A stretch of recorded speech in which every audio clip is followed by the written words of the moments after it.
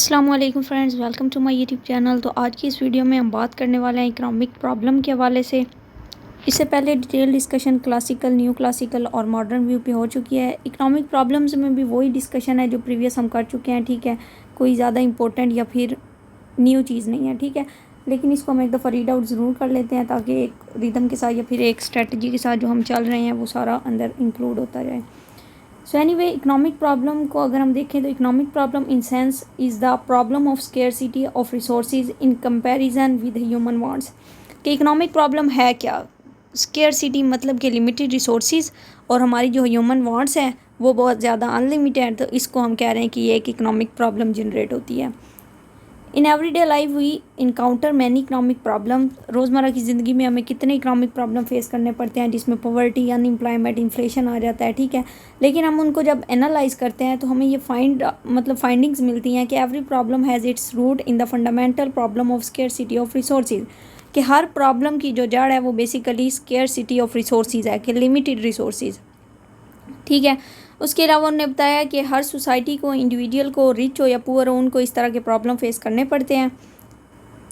उसके अलावा ये आगे सिंपल वो ही बातें हैं, इनको अगर हम ना भी डिस्कस करें तो चलेगा।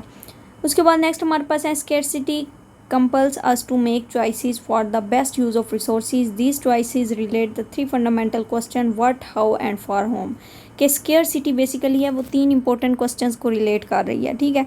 what means what goods produce, ठीक है। व्हाट टू प्रोड्यूस आप सिंपल वर्ड में ये कह सकते हैं, ठीक है, कि हमें कौन सी चीज़ें प्रोड्यूस करनी है। हाउ टू प्रोड्यूस, हमने वो कैसे प्रोड्यूस करनी है, हमने वो लेबर यूज़ करनी है या कैपिटल के थ्रू प्रोड्यूस करनी है, ठीक है।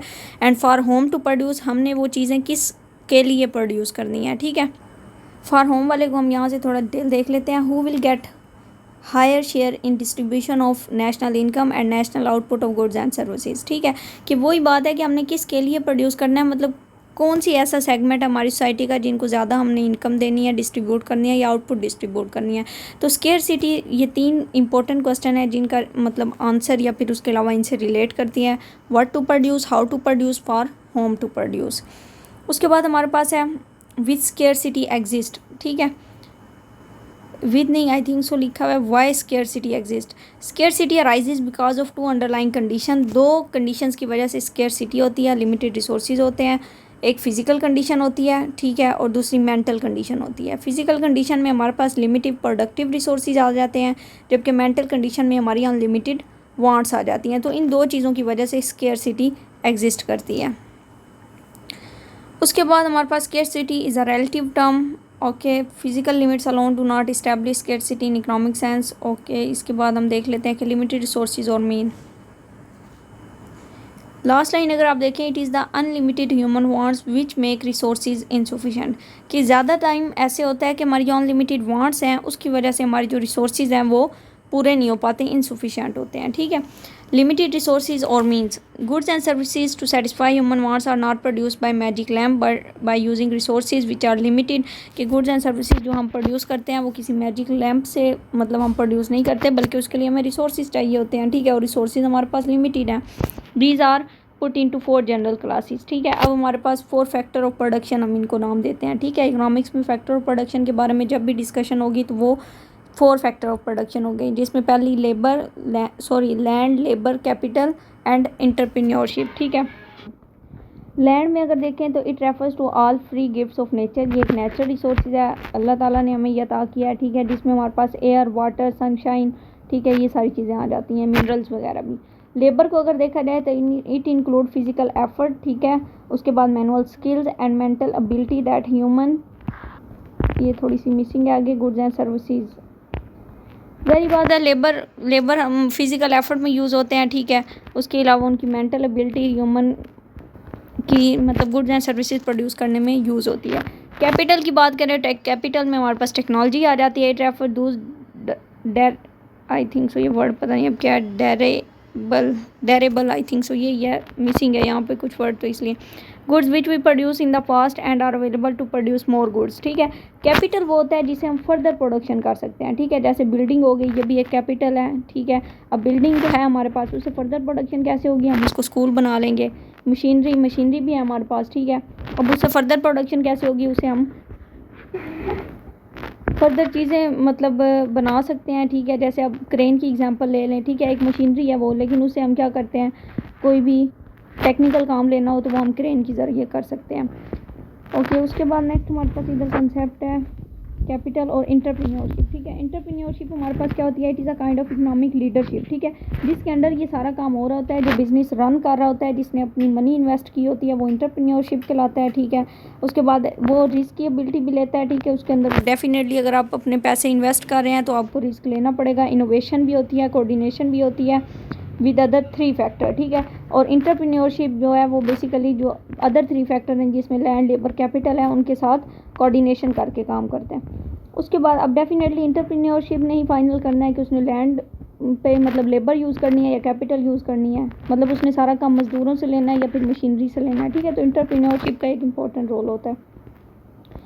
उसके बाद यहाँ पर ये ऊपर देखें तो यहाँ पर आपको नज़र आ रहा होगा कि ये साइड पे बॉक्स टाइप बना हुआ है कि प्रॉपर्टी रिसोर्सेज होते हैं और ह्यूमन रिसोर्सेज होते हैं, ठीक है। प्रॉपर्टी रिसोर्सेज में लैंड, मटेरियल, कैपिटल आ जाता है और ह्यूमन रिसोर्सेज में लेबर एंड इंटरप्रेन्योरशिप एबिलिटी आ जाती है। तो ये चीज़ आपने अपने माइंड में रखनी है। उसके बाद सेकंड हमारे पास ये पहले हमने बात कर ली है लिमिटेड रिसोर्स मींस की, ठीक है। अब सेकंड हम बात करने वाले हैं अनलिमिटेड ह्यूमन वांट्स की।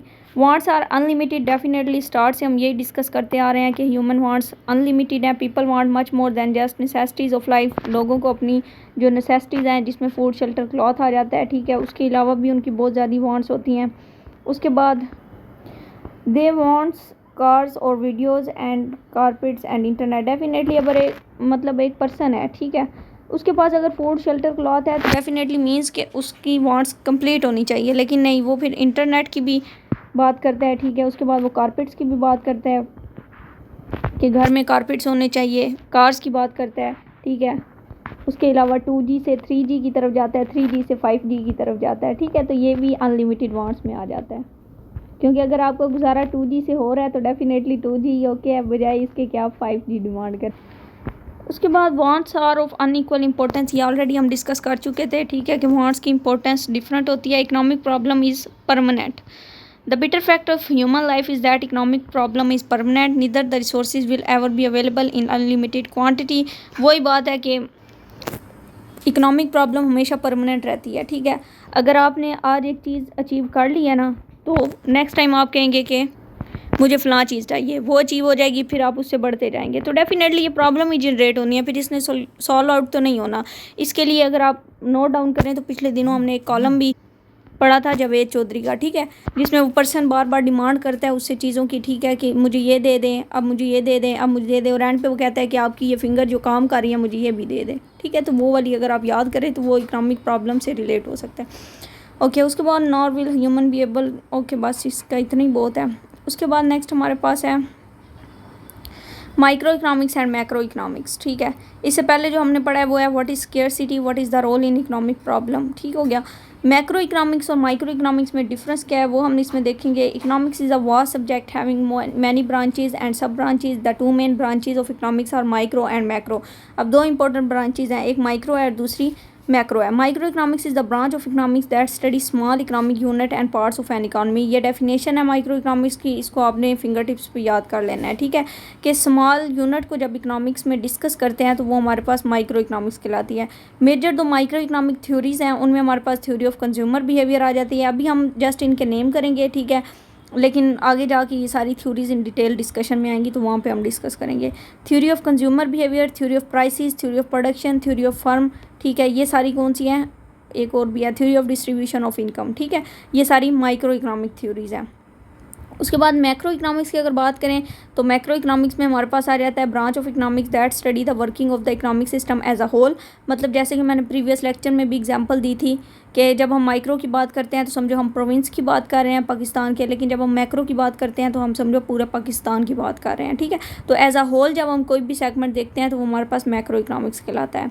मैक्रो इकोनॉमिक्स में हम ज़्यादातर रिलेट करते हैं नेशनल इनकम के साथ, जैसे कि मैक्रो इकोनॉमिक मतलब हबीबुल्लाह वसीर साहब की जो सेकंड बुक है सेकंड ईयर की, ठीक है, उसमें हमने नेशनल इनकम को इन डिटेल डिस्कस किया हुआ है, ठीक है। तो वहाँ पर आप देख सकते हैं कि वो मैक्रो इकोनॉमिक का कंसेप्ट है। नेशनल एक्सपेंडिचर भी मैक्रो इकोनॉमिक का कंसेप्ट है, एम्प्लॉयमेंट, उसके बाद इन्फ्लेशन वगैरह, ठीक है। उसके बाद इसकी जो मेन थ्योरीज हैं उनमें theory of income and employment आ जाती है, मनी एंड बैंकिंग आ जाती है, पब्लिक फाइनेंस, इंटरनेशनल ट्रेड आ जाती है। ठीक है, तो इन थ्योरीज़ को इंशाल्लाह आगे डिटेल में जब आएंगी तब डिस्कस करेंगे, क्योंकि अभी इसको डिस्कस करेंगे तो डेफिनेटली ये लाइन में उन्होंने डायरेक्ट वो बताया हुआ है, लेकिन इसके पीछे बहुत ज़्यादा लॉजिक्स होती हैं, एजम्पशंस होती हैं, तो जब तक वो अंडरस्टैंड नहीं करेंगे तो ये चीज़ें भी समझ नहीं आएंगी। तो इसलिए अभी तक इनके जस्ट नेम कर लें तो वो काफ़ी है। तो आज का लेक्चर इतना इनफ है, ठीक है, जिसमें हमने स्केर्सिटी और उसके अलावा ये माइक्रो और मैक्रो का थोड़ा बहुत कंसेप्ट डिस्कस किया है। लेकिन ये माइक्रो और मैक्रो की जो थ्योरीज़ हैं इनको आपने याद रखना है कि माइक्रो की कौन सी हैं और मैक्रो की कौन सी है। सम टाइम ये इंटरव्यू में या फिर वैसे पूछी जा सकती हैं कि माइक्रो थ्योरी इनमें से कौन है, MCQs में भी, इंटरव्यू में भी, या माइक्रो इकनॉमिक्स की थ्योरीज़ के नेम बता दें। ठीक है, तो वहाँ पर फिर वो काफ़ी लोग कन्फ्यूज़ हो जाते हैं, तो ये चीज़ें आपने नोट डाउन करनी है। इसके अलावा आज के लिए इतना इनफ है। अगर वीडियो पसंद आई है तो वीडियो को लाइक, शेयर, सब्सक्राइब ज़रूर कीजिएगा ताकि आने वाली वीडियोस भी आप तक पहुंचती रहें। Thanks for watching. अल्लाह हाफिज़।